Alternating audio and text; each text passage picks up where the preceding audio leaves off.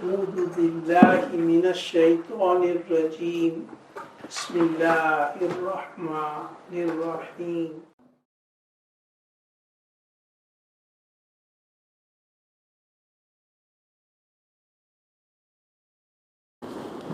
نحمده ونصلي ونسلم على رسوله الكريم أما بعد فأعوذ بالله من الشيطان الرجيم بسم الله الرحمن الرحيم ولله على الناس حج البيت من استطاع إليه سبيلا الحج أشهر معلومات إنا أعطيناك الكوثر فصل لربك وانحر إن شانئك هو الأبتر قل إن صلاتي ونسكي ومحياي ومماتي لله رب العالمين لا شريك له وبذلك أمرت وأنا أول المسلمين صدق الله العظيم وصدق رسوله النبي الكريم. According to Islamic calendar, this is a month of Zil-Qa'dah, the 11th month of the Islamic calendar. The next coming month, Zil-Hijjah, which is the last month of the Islamic calendar.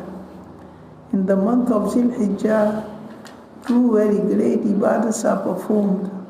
One is Hajj, the other is Qurbaani. Both are connected with Hazrat Ibrahim عليه السلام.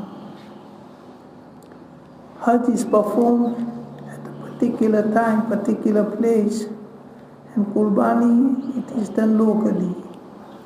Qurbaani is a reminder of the sacrifice of Hazrat Ibrahim alayhi salam, Ismail alayhi salam, Hajar alayhi salam.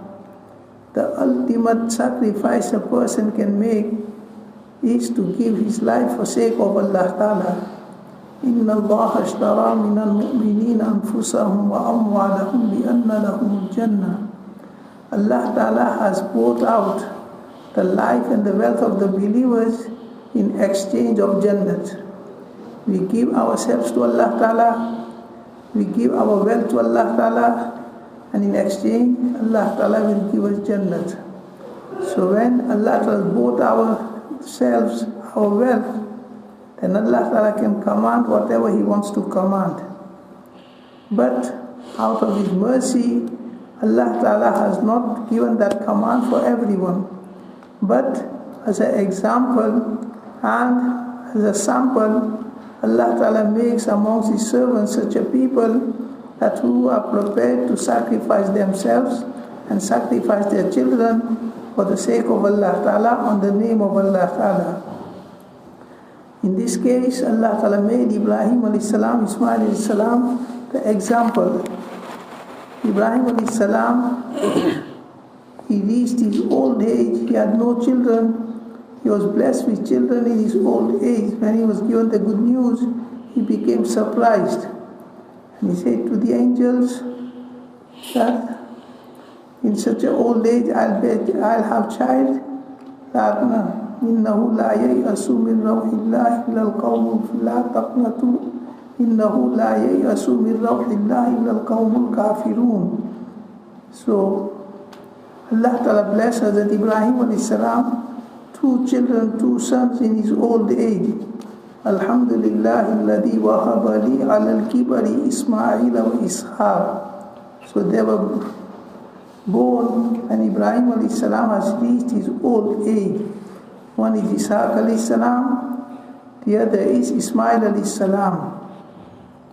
When Ismail alayhi salam was born through Hazrat Hajar alayhi salam, Hazrat Ibrahim alayhi salam was living in Palestine, Baytul Maqdis, Palestine. And at that time, Makkah Sharif had become barren. There was no population in Makkah Sharif. Baytullah Sharif was also destroyed, so there was no population, there were no people living in Makkah Sharif. There was no ibadat of Allah Ta'ala in Makkah Sharif. Allah Ta'ala wanted to populate Makkah Sharif once again. So Allah Ta'ala chose Ibrahim alayhi salam and Ismail alayhi salam. But before such a great event is performed on their hands, Allah Ta'ala put them through tests and sacrifices. Usually a person acquires high status after going through trials and tests. The greater the trial and test of a person, and he bears it, he passes it, then the result and the reward is according to that. وَإِذِ ابْتَلَىٰ إِبْرَاهِيمَ رَبُّهُ بِكَلِمَاتٍ فَأَتَمَّهُنَّ. Remember when Allah Ta'ala tested Ibrahim alayhi salam in few matters, Allah Ta'ala gives the verdict, فَأَتَمَّهُنَّ. He accomplished all the tests, he passed all these tests. قَالَ. So in reward Allah Ta'ala said, إِنِّي جَاعِلُكَ لِلنَّاسِ إِمَامًا. I will make you the Imam of the people. So that was the reward after passing through the tests and trials. If you look into detail of the life of Ibrahim alayhi salam, from very beginning, it was a life of test and trial. He was born in a family who were idol worshipping people. So he had to resist and he had to come away from his family. Then he was put into the fire of the people. So, and then he had to migrate from Iraq. He migrated to Palestine. There he was blessed with two sons. Hazrat Ismail alayhi salam was born to Hazrat Hajar alayhi salam.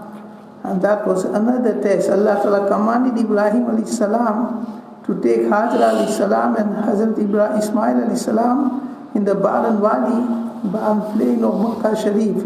At that time there was no road, there was no water, no anything. It was just a mountainous area. So if you look into the life of Ibrahim alayhi salam, it's an example of ultimate sacrifice for the sake of Allah Ta'ala. And the peak of that, when Hazrat Ismail alayhi salam reached the age of that he can walk, فَلَمَّا بَلَغَ مَعُ السَّعْيَ قَالَ يَا بُنَيَّ إِنِّي أَرَى فِي الْمَنَامِ أَنِّي أَذْبَحُكَ فَانْظُرْ مَاذَا تَرَى.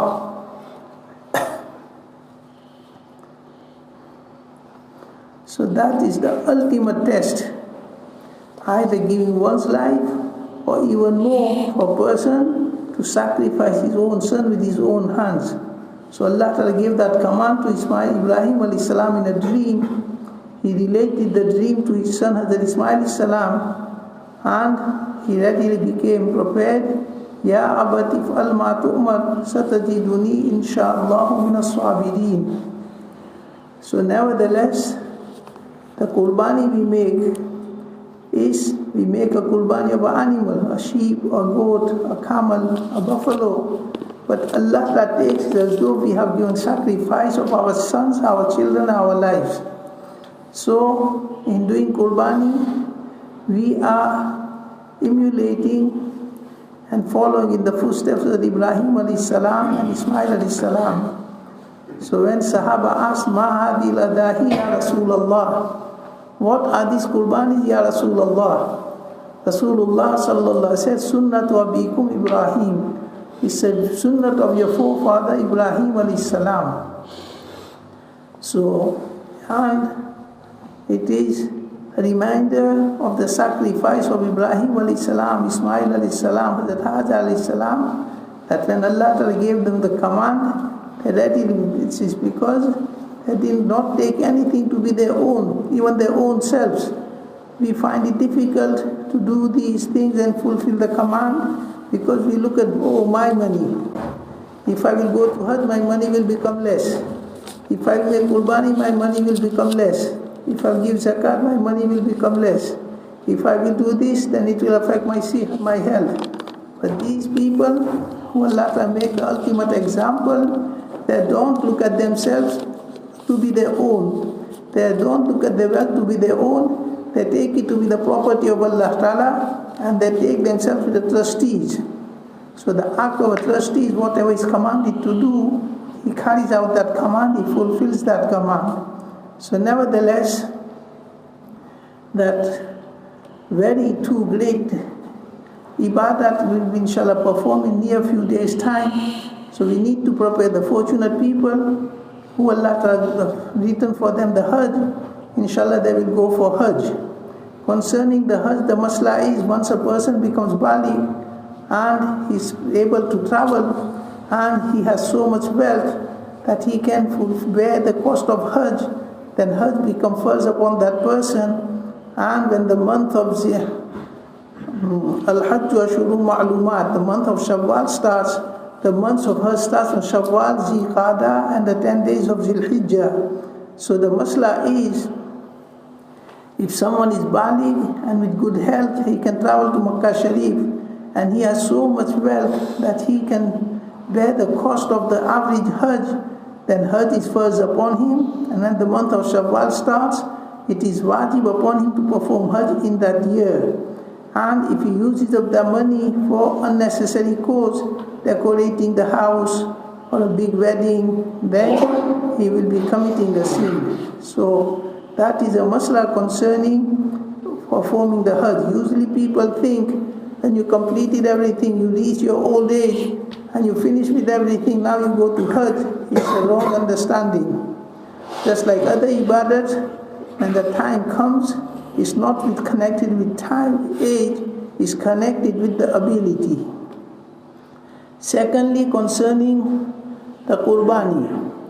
So Qurbaani, masla of Qurbaani, to simplify, the person upon whom zakat becomes first, then Qurbaani becomes wajib on that person when he's a baligh person. So the last time the zakat nisab was 320 pounds. So meaning if anyone who is baligh and he has 320 pounds, he is owner of that amount, then in the days of Qurbaani it is wajib upon him to make Qurbaani. Rasulullah sallallahu alaihi wasallam said, Man wajada sa'atan yudhahi falam yuzahi fala yaqurbanna musallana. The person who has ability to make Qurbaani and he does not make Qurbaani, he should not come to our Eidgah, he should not come for meaning. Rasul became so displeased with that person. Rasulullah said that person doesn't need to come to perform Eid Salah. So regarding this, you should inform at your home, look into your own financial conditions. If you have 320 pounds, then zakat is first upon that person and Qurban is also wajib upon it. In a big animal, 7 people can share the big animal. In a small animal, goat, sheep, is on one share, one person. So regarding this, inshallah, hopefully we'll go through some of the masails of Qurbaani, but you should inform at home. Usually people do not know the masails of Qurbaani and they either make just one Qurbaani out of the whole house. So that is not correct. Upon those people whom Qurbaani becomes wajib, it is necessary to make Qurbaani for them so they fulfill the obligation of wajib. Allah Ta'ala give us tawfiq, the right knowledge of deen, and give us tawfiq to kill them. And Allah Ta'ala became pleased with Ibrahim alayhi salam, Ismail alayhi salam.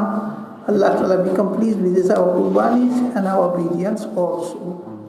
Subhanallah wa bihamdihi, subhanakallah wa bihamdika, nashhadu an la ilaha illa anta, nastaghfiruka wa natubu ilayk.